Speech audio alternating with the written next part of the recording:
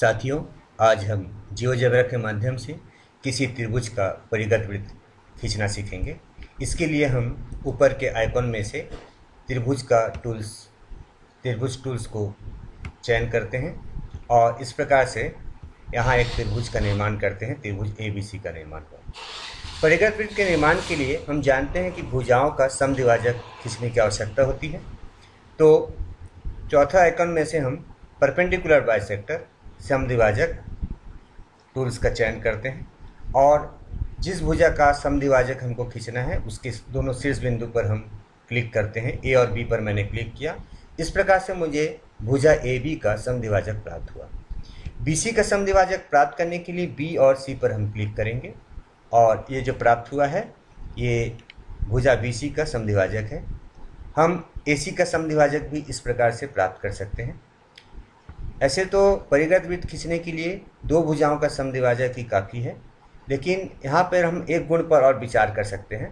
हम यहाँ पे पॉइंट्स टूल पर जाकर इंटरसेक्ट का चयन करेंगे और किसी भी दो रेखा पर हम यहाँ पर क्लिक करते हैं समद्विभाजकों पर। तो एक हमको D मिल गया। D बिंदु जो है ये प्राप्त हुआ है, जो तीनों समद्विभाजकों का कटान बिंदु है। इससे ये पता चलता है कि भुजाओं का जो समद्विभाजक है वो संगामी होते हैं, एक ही बिंदु पर मिलते हैं। अब हम सेगमेंट टूल्स पर जाकर जो बिंदु D प्राप्त हुआ है यहाँ से शीर्षों को मिला देते हैं। B को मैंने मिलाया D से मैंने C को मिलाया और A को मिलाया D से और D से C को मिला दिया। अब हम परिगत वृत्त खींचने के लिए वृत्त के टूल्स पर जाएंगे और D को केंद्र मानकर DB को त्रिज्या मानकर एक वृत्त का निर्माण करते हैं। इस प्रकार से हमको त्रिभुज ABC का परिगत वृत्त प्राप्त हुआ। अब हम इसके कुछ गुण पर विचार करते हैं। परिगत वृत्त के गुण पर B जो बिंदु है ये केंद्र कहलाएगा, परिगत केंद्र कहलाएगा। और हम मूव टूल्स पर जाकर इस परिगत केंद्र पर हम जैसे मूव करते हैं तो देखेंगे ये मूव नहीं होगा, लेकिन जैसे हम किसी भी एक बिंदु पर A पर हम शीर्ष A पर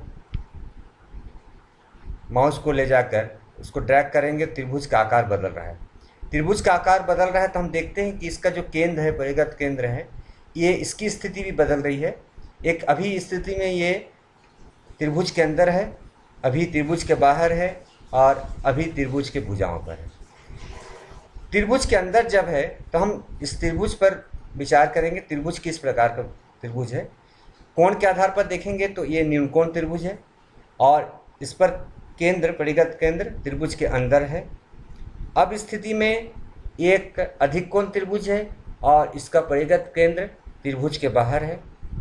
इस स्थिति में, तीसरी स्थिति में हम देखते हैं कि एक समकोण त्रिभुज है और इसका केंद्र त्रिभुज की भुजा पर है, कर्ण पर है। यदि B 90 अंश कोण है, B 90 अंश कोण दिख रहा है और इस पे इसका जो परिगत केंद्र है वो त्रिभुज के कर्ण पर है। इस प्रकार हम देखते हैं कि न्यून कोण त्रिभुज में परिगत केंद्र त्रिभुज के अंदर, अधिक कोण त्रिभुज में परिगत केंद्र त्रिभुज के बाहर और समकोण त्रिभुज में परिगत केंद्र त्रिभुज के कर्ण पर होता है। आपको दिखाना है कि ये 90 अंश कोण है कि नहीं, तो आप यहाँ पे जो कोण का आइकॉन है वहाँ पे जाके आप एंगल टूल्स को चूज़ कर सकते हैं और A, B, C घड़ी के घूमने की दिशा में हम इसको क्लिक करते हैं। देखिए लगभग 90 अंश का है। यहाँ से आप मूव टूल्स पे जाके उसको पूरा 90 के आसपास ला सकते हैं।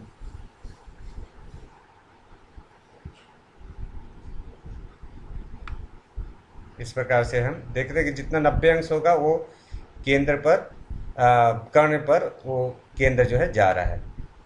अब जैसे हम इसको अधिक कोण बना दिए, देखिए 104 अंश का कोण बना है, 104.97। ये केंद्र जो है त्रिभुज के बाहर आ गया। जैसे ही ये न्यून कोण त्रिभुज हो गया, ये केंद्र त्रिभुज के अंदर हो गया। इस प्रकार हमने आज एक त्रिभुज का परिगत वृत्त खींचना सीखा एवं उसके गुणों पर विचार किया। यदि ये वीडियो आपको पसंद आया है इसको ज़रूर लाइक और शेयर करें। धन्यवाद।